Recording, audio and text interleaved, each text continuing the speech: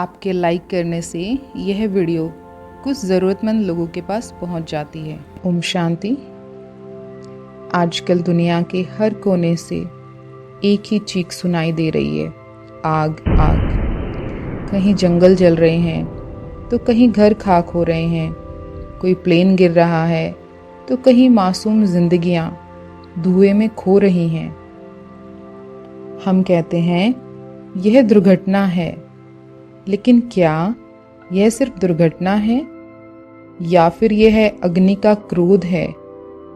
हमारी चेतना का उत्तर क्या होगा? क्या हम भूल गए हैं कि अग्नि केवल जलाती नहीं है, चेतावनी भी देती है? क्या हम देख पा रहे हैं कि यह आग हमारे अपने कर्मों की परछाई है? यह कोई सजा नहीं है, यह एक संदेश है, हमें रुकने का, सोचने का और अपने भीतर झांकने का समय दे रही है।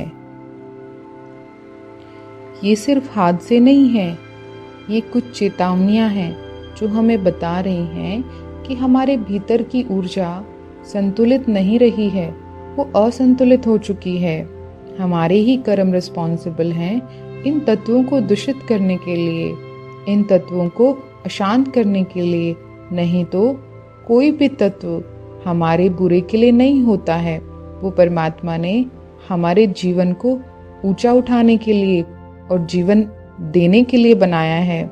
लेकिन हमारे मन के वाइब्रेशन और हमारे अपने गलत कर्म और अपने स्वार्थ और अपने जीवा का स्वाद, ये हमें अग्नि तत्व को प्रदूषित करने के निमित्त बनाता है।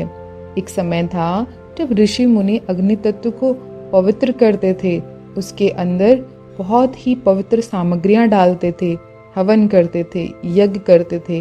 लेकिन आज मनुष्य इसमें मांस पकाता है, पशुओं को मारकर अपने जीभ के स्वाद के लिए उनको दुखी करता है और साथ साथ अग्नि को भी अपवित्र करता है। तो अग्नि क्यों ना अपना रुष्ट रूप धारण करे? तो अग्नि क्यों ना अपने बल का प्रयोग करे? जब उसे दिखाई दे रहा है कि मनुष्य तो मान ही नहीं रहा है, वो हर एक तत्व को प्रदूषित कर रहा है, उसको हानि पहुंचा रहा है।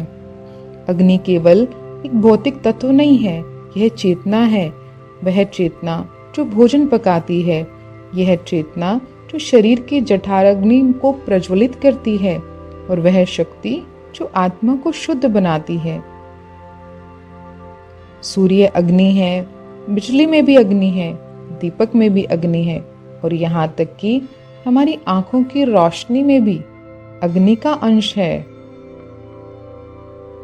जब हम क्रोध करते हैं, ईर्ष्या करते हैं, दूसरों को नुकसान पहुंचाते हैं, तो हमारी चेतना से निकलने वाली नकारात्मक ऊर्जा इस तत्व को अशांत कर देती है।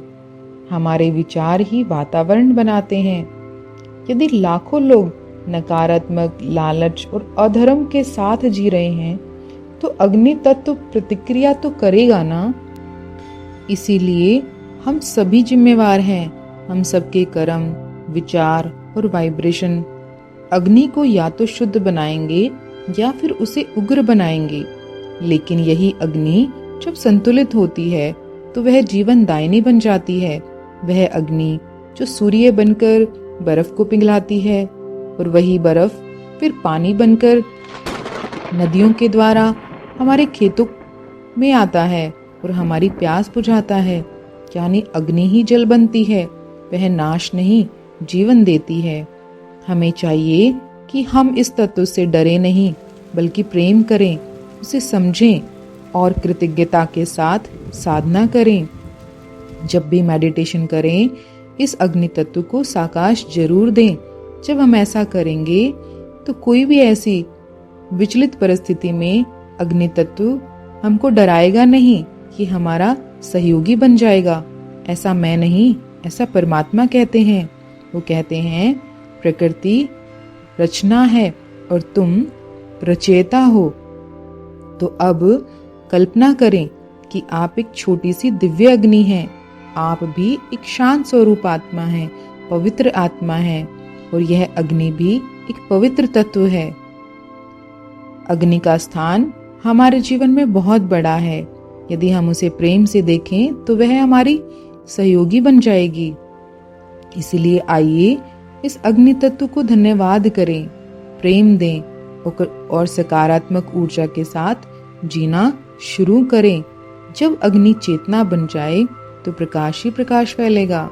अगर आपको वीडियो उपयोगी लगी है तो लाइक ज़रूर करें, क्योंकि जब आप लाइक करते हैं तो यह बहुत लोगों तक पहुंचती है और आप भी सेवा के निमित्त बन जाते हैं। और यदि आप ही इसको देखते हैं और लाइक नहीं करते तो यह आप तक ही सीमित रहती है।